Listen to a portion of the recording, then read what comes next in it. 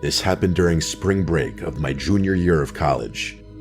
Me and my 3 closest friends, Kevin, Ali, and Seb, decided to go car camping in Colorado.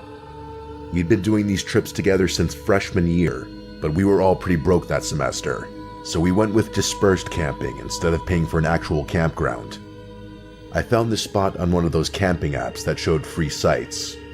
It was somewhere outside of Buena Vista, tucked back on this forest service road that seemed to go on forever. The 4 of us had done enough camping together that we knew what we were doing. We got there around late afternoon and found this clearing near what looked like it used to be a creek bed. It was completely dried up, but you could tell water had run through there at some point. The area was pretty isolated. We didn't see any other campers or even tire tracks from recent visitors. It was honestly perfect for the kind of vibe we were going for. We set up our tents in a loose cluster, maybe 15 feet apart from each other. Nothing fancy about the arrangement, just wherever the ground looked level and didn't have too many rocks. I don't even remember what we did that night. Probably just drank a few of the beers we brought while playing cards.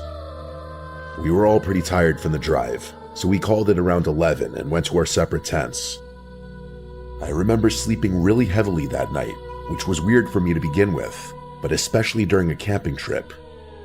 Usually, and this is when I'm sleeping on a comfortable bed in a climate-controlled room, I wake up multiple times from being cold or needing to pee or whatever else. Point is, I'm a very light sleeper, and during a camping trip, forget it. I'm used to waking up at least 3 times, but that night I felt completely knocked out, like I'd taken a sleeping pill or something. When I woke up the next morning, something felt off immediately. I unzipped my tent to get some fresh air, and then I just froze. I noticed it immediately. All 4 of our tents had been moved, like not ruffled or roughed up by an animal, actually moved. They were arranged in this perfect square formation around a pile of stones that definitely hadn't been there when we went to sleep. Part of me felt like I was still dreaming. That's how bizarre and borderline unbelievable the sight before me was. Each tent had been relocated maybe 20 or 30 feet from where we'd originally set them up, but that's not really what freaked me out. The stakes were still perfectly secure.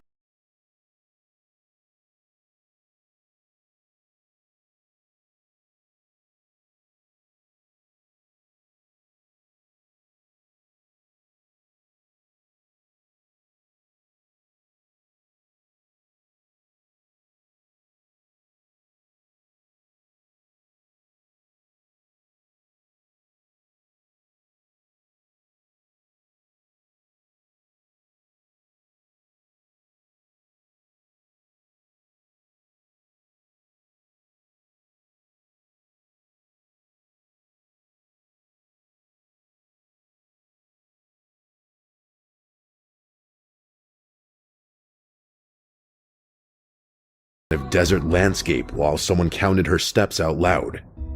And then Kevin chimed in, saying he had a dream about being in the army, marching alongside his fellow soldiers.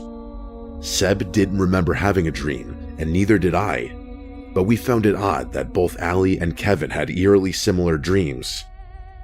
The vibe between the 4 of us was really weird, but hard to describe. It was almost like we were reading each other's minds. It's kind of hard to express the feeling, but it really did feel like we were more connected than we had been the night before, but in a bad way. I remember looking back and forth between them, trying to figure out what it was that I was feeling around me. The best way I can think to describe the feeling is what it would have felt like if there was a 5th person watching all of us, who was also part of all of us. We examined the campsite a little more carefully, looking for clues or anything that would help us piece together what happened. At first, Kevin suggested that maybe we had just gotten really drunk and forgot about what we did the night before, but this theory was shattered in about 5 seconds. We found these drag marks in the dirt leading from where each tent had originally been positioned to where they ended up. The weird thing was, the drag marks stopped about 10 feet short of each tent's final location, like someone had dragged them part way and then lifted and carried them the rest of the distance.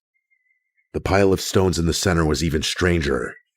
There were exactly 4 stones, and they were balanced on top of each other like some kind of sculpture. It actually would have been pretty were it not for the circumstances. Kevin walked over to get a closer look, and as he was leaning in to examine the top stone, he tripped and ended up knocking the whole thing over. The stones just kind of tumbled to the ground, nothing dramatic. For a second, the four of us just stood there in silence, staring at the scattered stones. And then things went from a 5 to a 10. At the exact same time, all four of us started hearing this low rumbling sound coming from somewhere in the distance. It sounded like rocks grinding against each other. Not like an earthquake or anything, more like an old stone door being pushed open. Hearing that sound kind of sent us into a panic, and we all just started packing without even discussing things. Like I said before, it felt like we were reading each other's minds, and that also applied to our feelings. I could feel my friends' fear, and I knew they could feel mine. It was really freaky, 10 times freakier than it had been not 2 minutes ago. I don't think I've ever packed up a campsite so quickly in my life. Realistically, we were out of there in under 5 minutes, but it felt like an eternity in that moment. I'm not going to harp too much on what happened. I really don't like thinking about what happened that night, and I'm worried that if I think too much about it, it'll go from being a fever dream that sort of sits in the back of my mind to something more real. That was 5 years ago now. The four of us don't really see each other anymore, but I guess that's kind of how it goes as everyone gets older. Kevin moved to Denver after graduation. Allie's in grad school in California, and I think Seb moved to Chicago with his girlfriend. We keep in touch, but we've never really talked about that night since.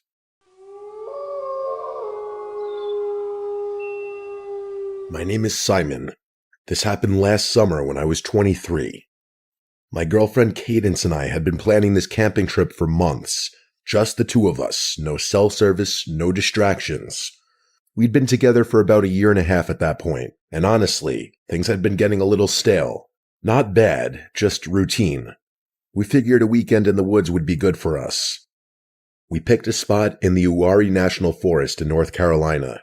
I'd been looking at different locations online for weeks, trying to find something that wasn't too crowded but also wasn't completely isolated.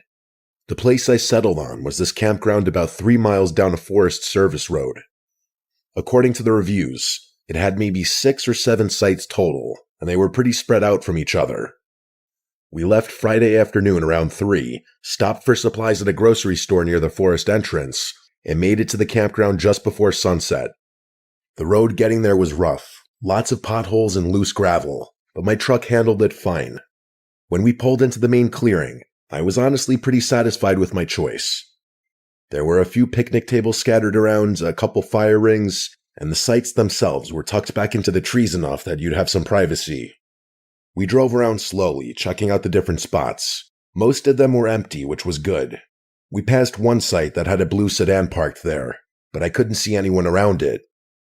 Cadence pointed to a spot at the far end of the campground, right where the road dead-ended into the forest.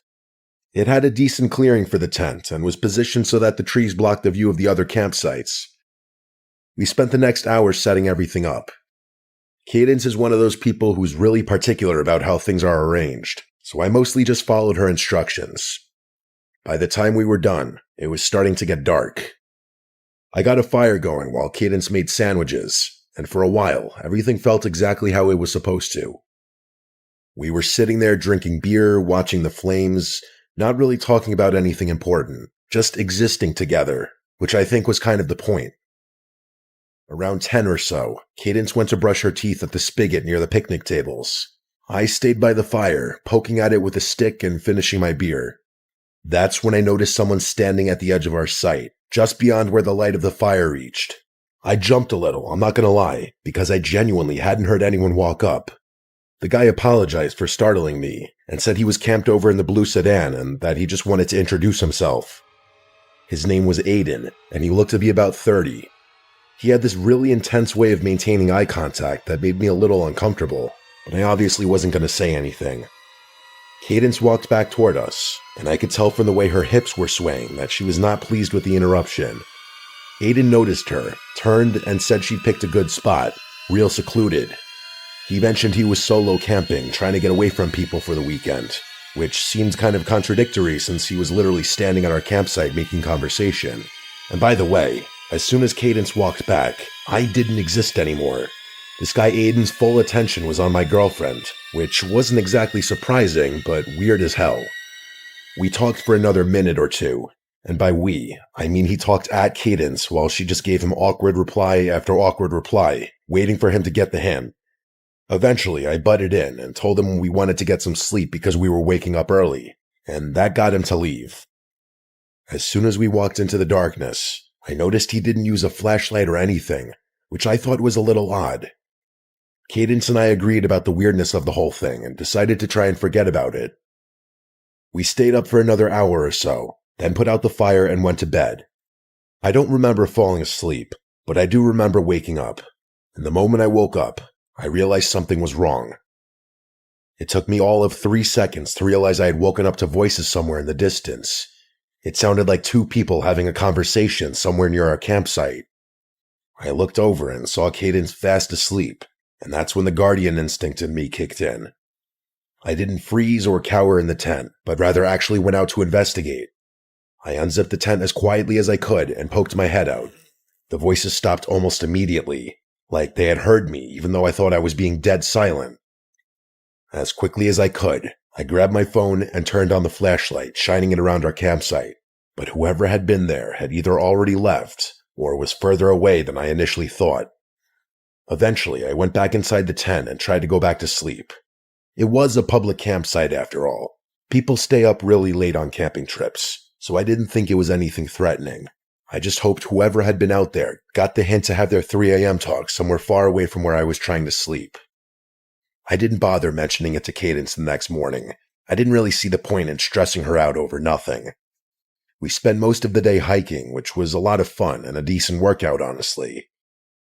As the sun started to go down, I went to grab more firewood from a pile we'd made near the truck. That's when I noticed something on the windshield. It was a napkin, folded in half and tucked under the wiper blade. I pulled it out and unfolded it, and I was shocked to discover that it was a note.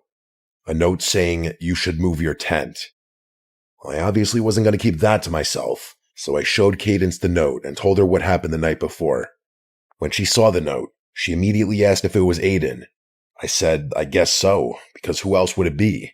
And as the 2 of us were discussing what to do next, obviously more than a little freaked out, as if on cue, who walks up but Aiden? He was wearing the exact same getup as the day before, and looking at him filled me with a mix of rage and fear. The rage won, and I told him he needed to stop just walking up like that, more aggressively than I probably should have. I was 100% convinced he was behind the note and the talking for the night before, and I wasn't going to let him think that he was fooling me. He said sorry in a gruff voice and said he was just checking up on us. Before I could respond, Cadence asked him why he'd need to check up on us, and actually said something that really surprised me. He told us he didn't want to freak us out, but that he was surprised to see people as young as we were at the campsite. He said that there was a bunch of weird stuff that had been known to occur around here, freaky stuff. He said he'd found deserted campsites deep in the woods, signs of people, belongings, and other weird things. I didn't really trust a word he was saying, but he said it so matter-of-factly that part of me thought he was being genuine. He went on to say that he heard people walking around his car the night before, so he was going to cut his trip short and go home before the sun set. Then he advised us to do the same. At that point, I wasn't going to argue, and it's not like Cadence wanted to stick around either, so we all started packing our stuff. It was pretty stressful, being as the sun was already almost set to begin with. I could tell Cadence was starting to freak out because her hands were shaking as she was putting stuff in the car, and I tried my best to calm her down, but I wasn't feeling great about things either. We finally finished getting everything in the car, and I started pulling out without another word. The sun was basically set at that point, and it would probably be fully dark in a few minutes. But as I was driving out, I noticed Aiden's blue sedan was still in his campsite, which I found strange. I saw Aiden crouched down near one of his tires, so I actually stopped my car. I asked him what he was doing, and he stepped back from his car to reveal a massive gash in the tire, something that was definitely done deliberately. There was no question about it. Cadence said holy f***, and I was pretty shocked to see it as well. I didn't know what to do. At first, he asked if I could give him a lift, but Cadence whispered that she wouldn't be comfortable with that, so I told him I couldn't, which led him to ask me if I would call the police for him as soon as I got service, and I told him I would. I pulled out of the campground and started down the dirt road. My headlights were on full blast. We were maybe 100 yards down the road when I glanced to my right and saw them. There were 3 figures standing in the woods, maybe 30 feet off the road. They weren't moving, and it didn't look like they were trying to hide either, almost like they wanted to be seen. I only saw them for a split second, but I was 100% sure they were people, and Cadence noticed them as well. My foot instinctively hit the brake. I don't even know why. Maybe some part of me thought I should go back and warn Aiden, or maybe I was just trying to process what I was seeing. But before I could think it through, Cadence grabbed my arm and screamed at me to drive, like a genuine scream. So I did. Cadence didn't say anything the entire way back to the main highway. As soon as I got service, I pulled over and called 911. I told them everything, and the dispatcher said they'd send someone to check on him. We never heard back from them. I wasn't really expecting to, but I had this sick feeling that something really wrong happened to Aiden, and that I was partly to blame. Cadence tried to reassure me that he was in on the whole thing, which is a possibility, but I think that's just a way to cope more than anything. Either way, this is still something I think about from time to time.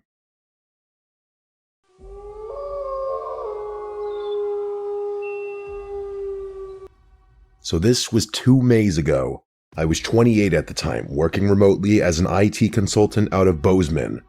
The job wasn't anything special, but it paid okay, and being able to work from anywhere in the world was a huge plus for me. Unfortunately, I was going through kind of a rough patch at the time. I'd just gotten divorced about 3 months earlier, and I wasn't handling it well. Nothing I tried was working, and believe me, I tried everything. It seems a little foolish and naive looking back, but at one point I was convinced I'd spend the rest of my life in misery unless I did something drastic, like go off the grid and spend a few weeks in the wilderness type drastic. So that's kind of what I did. Camping has always been a big part of my life, so trekking out in the wilderness all alone isn't actually as crazy as it sounds, at least for me. I'm actually a lifelong scout. Couldn't make Eagle quite in time, but the point is, I know my way around wilderness better than most. I've got my old man to thank for that. I didn't want to go anywhere where there'd be other people around, though. That would have defeated the whole point. I needed to be alone, so I did what any reasonable person does at 2 a.m. when they can't sleep. I went down the internet rabbit hole. Eventually, I found this old Montana backcountry camping forum that had a bunch of posts about some unofficial sites in the Helena, Lewis, and Clark National Forest. So right then and there, I made the decision.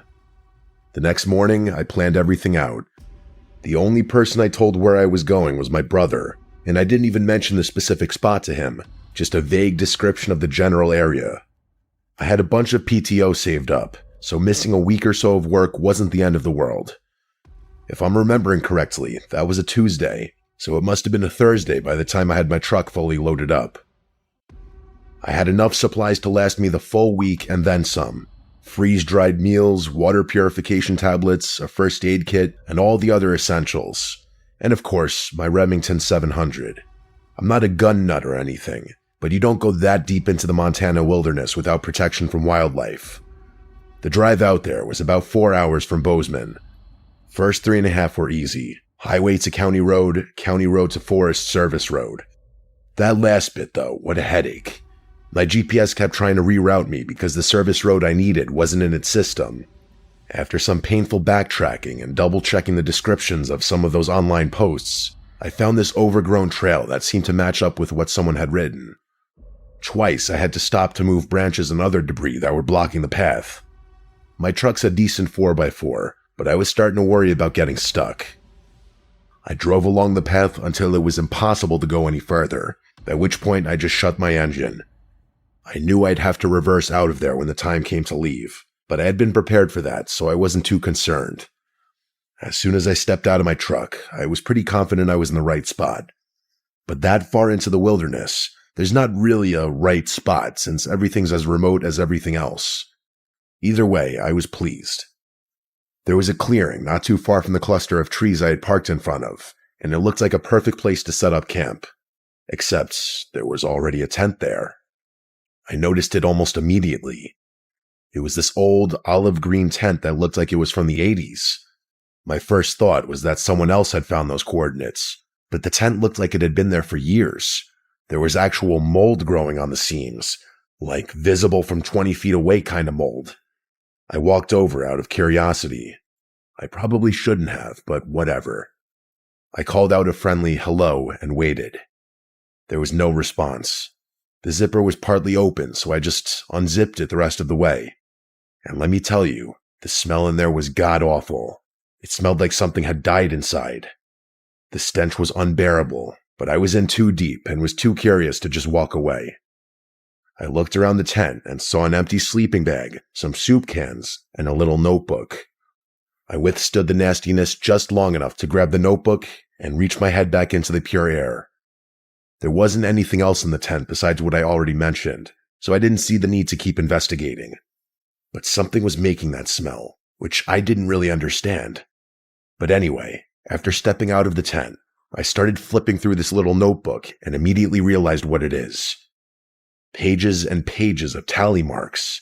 There must have been hundreds of them in there, all in groups of 7. The last page had 42 groups, which is over 8 months. I wasn't really spooked at that point, more so curious and kind of excited to have stumbled upon my own little mystery. But after flipping through the notebook a few times, there wasn't really much else to do. I ended up keeping it. What was I going to do, return it? But anyway, I decided to set up my own camp on the opposite side of the clearing, a decent distance away from the tent, but close enough to keep an eye on it. I didn't like the thought of letting it out of my line of sight. As I settled into the spot and acclimated myself with my surroundings, I realized there were no signs that anyone had actually camped here before. I went for a pretty extensive hike and didn't find any old fire rings, trash, trails, footprints, anything that would even marginally suggest another human. It was a really clear night that night. I remember that distinctly because the stars were incredible out there. The drive and setup had exhausted me, so I fell asleep pretty quickly. I woke up randomly in the middle of the night. I had no idea what time it was, but I knew for a fact I didn't wake up to nothing. I'm a very heavy sleeper, even out in the wilderness, so I knew something was wrong. I froze in the dark and listened, trying to hear for an animal or whatever else could have woken me up, and after about 30 seconds, I heard it.